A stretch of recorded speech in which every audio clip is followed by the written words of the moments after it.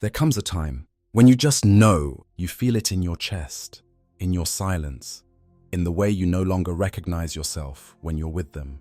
You're not breaking because they left. You're breaking because you're still holding on. Why is it so hard to let go of someone who makes us feel so small? Why does love hurt this much? Carl Jung believed, it's not love that binds us, it's projection. We don't just fall in love with a person, we fall in love with an idea, with the version of ourselves we see in them. They become our mirror, our meaning, our medicine. And when it ends, we're not grieving them. We're grieving the parts of us we gave away, hoping they'd keep them safe. But healing begins when we take them back, one piece at a time. This is not just a video about letting go. This is about remembering who you were before you forgot yourself in someone else. Let's begin. Have you ever stayed in something that was slowly breaking you? A connection, a relationship, a story you told yourself even when your heart begged you to walk away. You told yourself it was love. You told yourself they would change. You told yourself you were just being too sensitive.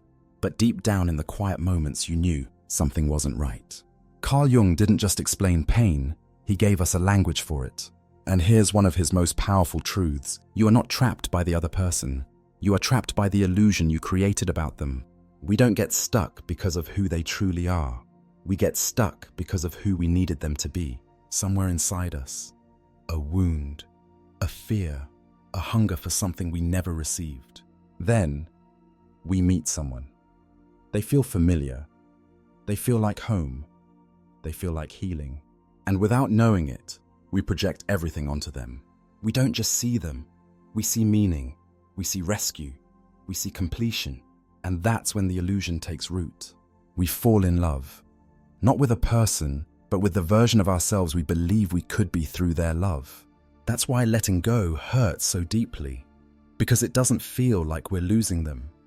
It feels like we're losing ourselves. Jung called this projection a force so unconscious we don't even realize we're doing it. But it shapes everything. We give them a role. We give them power. We hand them our peace and hope they never drop it. And when the connection fractures, when the dream unravels, we don't just feel heartbreak. We feel the collapse of the identity we built around them. That's not love. That's emotional dependency. It's not rooted in wholeness. It's rooted in survival. But here's the truth. Jung would want you to remember. You are not broken. You are not missing pieces. You are not a puzzle waiting for someone to complete you. The moment you stop searching for your worth in their reflection is the moment you begin to return to yourself. Letting go doesn't mean forgetting. It doesn't mean pretending you never cared. It means waking up from the dream and walking back home to who you truly are. And when you say to yourself, I no longer need someone to complete me because everything I was searching for was already inside me, that's when the healing begins. That's when your freedom starts. Sometimes, the pain you feel in a relationship is much older than the person standing in front of you. Have you ever reacted to someone with more emotion than the moment deserved? Tears that came too quickly, anger that felt overwhelming, desperation you couldn't explain. Carl Jung had a word for this: complexes. Emotional clusters stored in your unconscious, formed from early wounds, repeating themselves like old songs you didn't choose. These complexes, they don't ask for your permission. They activate when something or someone triggers the memory of pain you've tried to forget. You think you're just hurt by them, but really, you're remembering a time when you felt unloved, unseen, rejected. And without knowing it, you respond not just to the present, but to every echo of the past that still lives inside you. But there's another player here, darker, deeper. Jung called it the shadow. The part of you that holds everything you've denied, all the things you didn't want to be, the anger you weren't allowed to feel, the envy you were told was ugly, the desires you were taught to suppress. You locked them away, you buried them, you forgot them, but they didn't forget you. And when someone comes along and touches those parts, when they make you feel alive or angry or out of control, that's the shadow speaking. You might think, this person is different. This connection is fate. But often, it's the shadow that's drawn to them. because they reflect the parts of you you haven't made peace with. Jung warned us, until you make the unconscious conscious, it will rule your life and you will call it fate. So ask yourself, are you truly in love? Or are you trying to heal a wound through someone else? Are you reacting to this moment or to every moment that ever hurt you? The shadow isn't your enemy, it's your mirror. It shows you what still needs your attention, your tenderness, your truth. And the moment you turn toward it, not with judgment but with curiosity, you begin to reclaim your power. Because when you understand what's driving your pain, you stop letting it drive your life. That's where awareness begins. That's where choice returns. And that is where true healing starts. Why do we hold on to someone who makes us feel like we're not enough? Why do we stay even when every part of us is begging to go? The answer Jung believed lies not in logic, but in illusion. We don't cling because of love. We cling because we believe they made us whole. Think about it. When someone enters your life and mirrors back a piece of yourself you've never accepted, that moment feels electric. They seem to complete something inside you. But what if that feeling isn't connection? What if it's projection? We project our missing pieces onto them. Confidence, safety, a sense of home. We don't see who they are. We see who we need them to be. That's why the bond feels sacred. That's why the idea of losing them feels like losing part of your soul. But the truth is, no one else can complete you. No one else was ever supposed to. Jung said that when we fail to confront what's missing within, we search for it outside of us. We give that search a name, love. But it's not love. It's longing. It's illusion. It's emotional survival, masquerading as destiny. We say things like, they're my other half. They make me feel alive.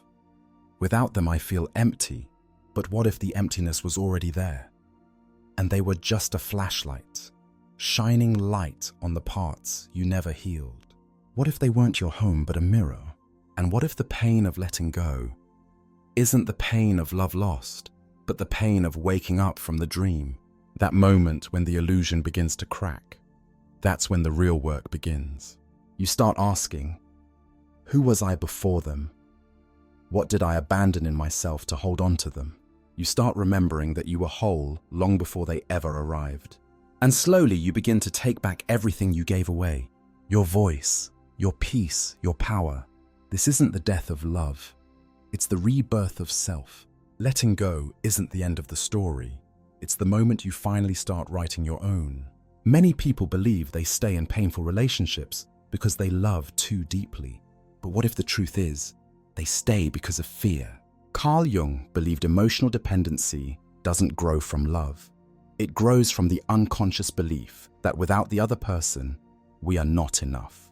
When someone hasn't yet developed a stable inner sense of self, they tend to seek it from others, and in relationships that need can quickly turn into emotional dependence. We don't just love the person. We rely on them for security, identity, and validation. In the beginning, this may feel romantic, but over time, the relationship starts to feel like a survival mechanism. You need them to stay, not just to feel loved, but to feel whole. Every message they send feels like oxygen. Every silence becomes unbearable. Your emotional balance depends on how close or far they feel. At that point, love is no longer a gift. It becomes a condition. The real question becomes, are you with them because you truly love who they are, or because you're afraid of who you might be without them? Jung explained that this kind of dependency arises when we haven't yet completed the inner work of individuation. When we don't feel whole within ourselves, we project that responsibility onto others, expecting them to carry what only we can fulfill. And in doing so, we lose ourselves.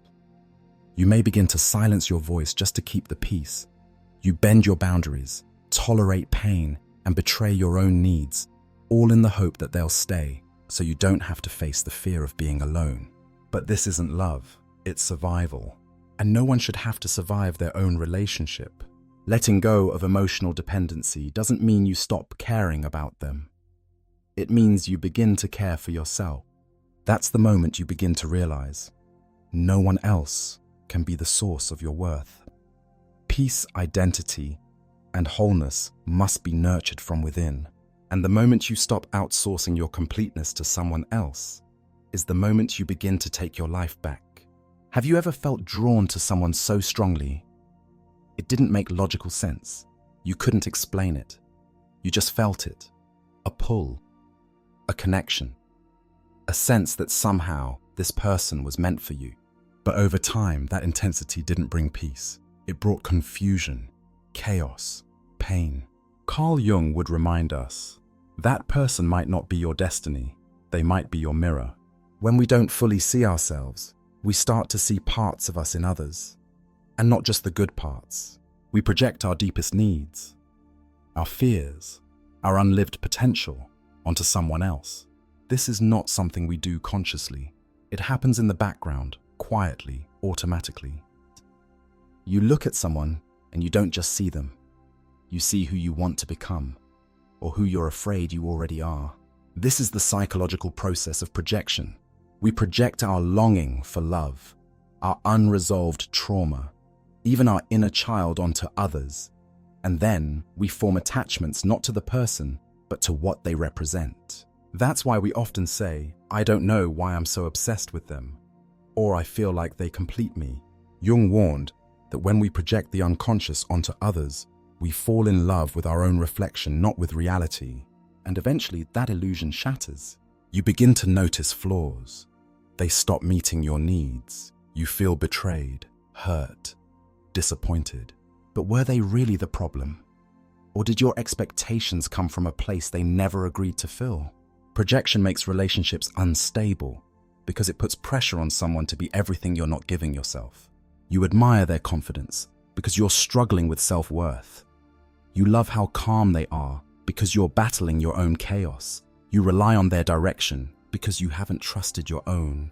When that person leaves, it feels like a collapse. But in truth, what collapses is not the relationship, it's the illusion.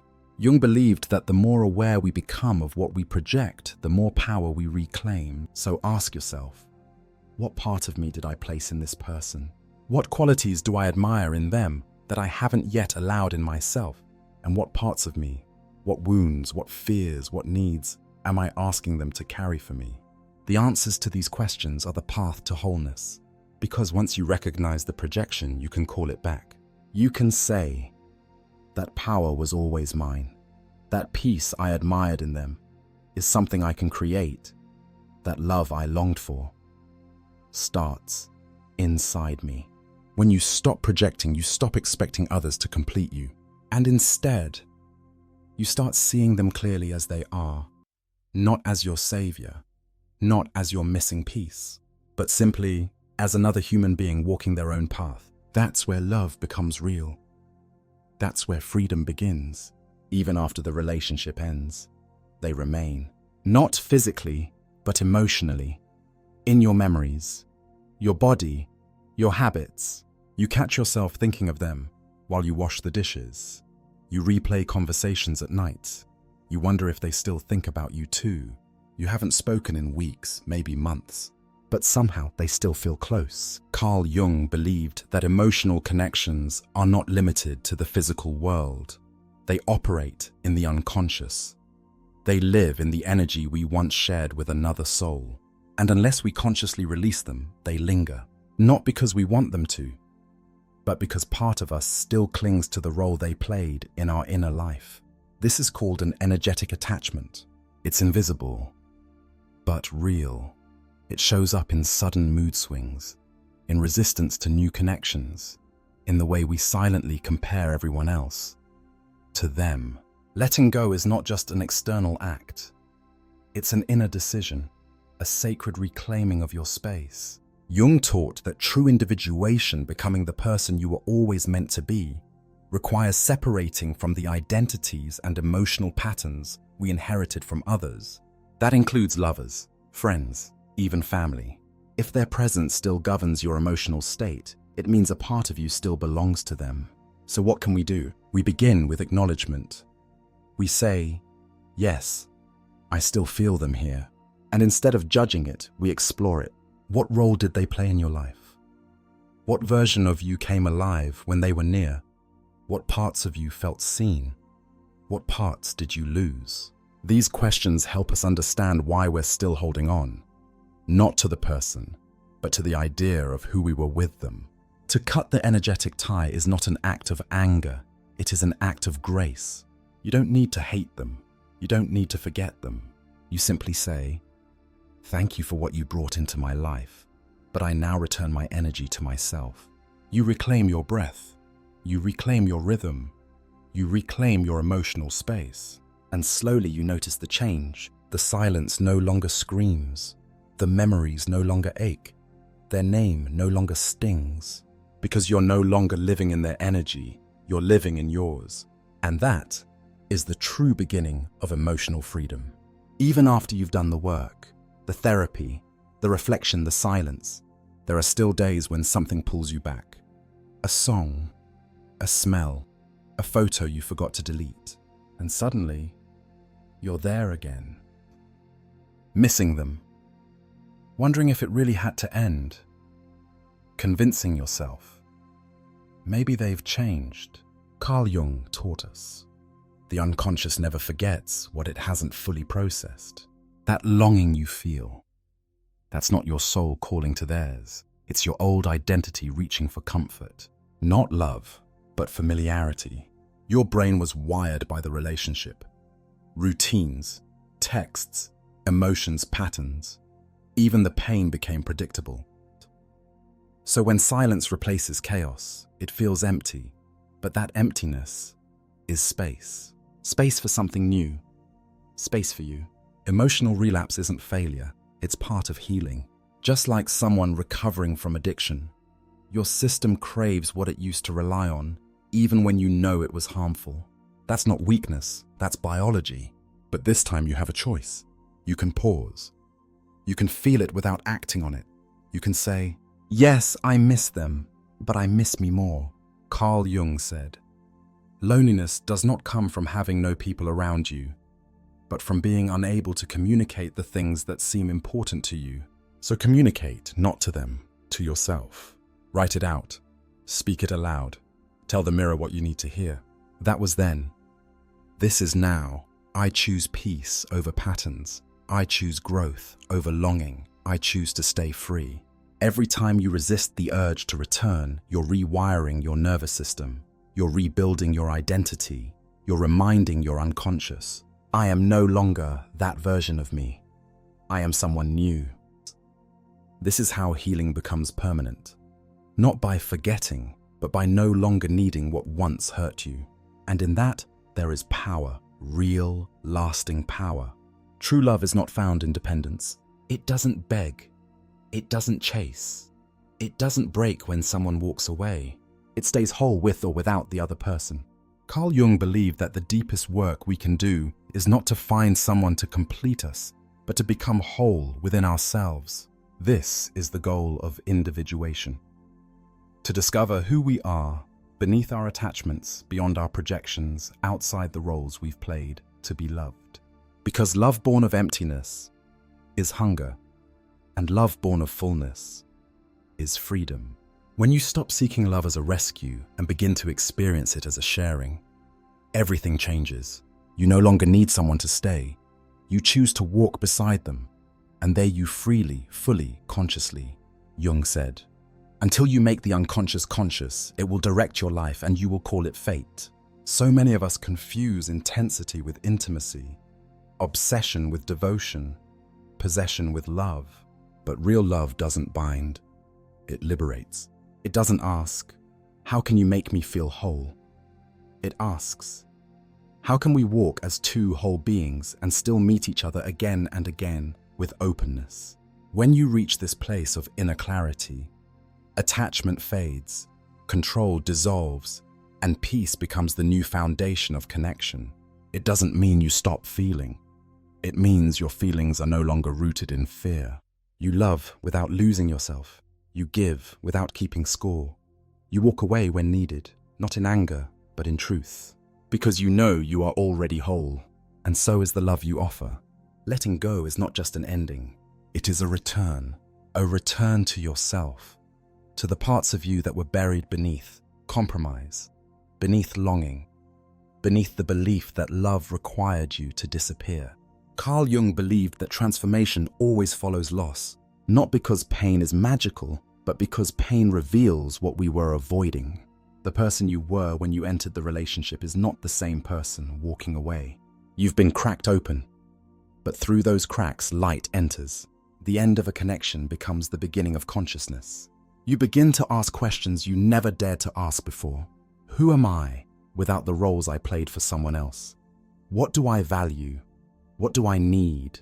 What do I want to create? This is rebirth. Not a return to who you were, but an arrival into who you've always been underneath the survival masks.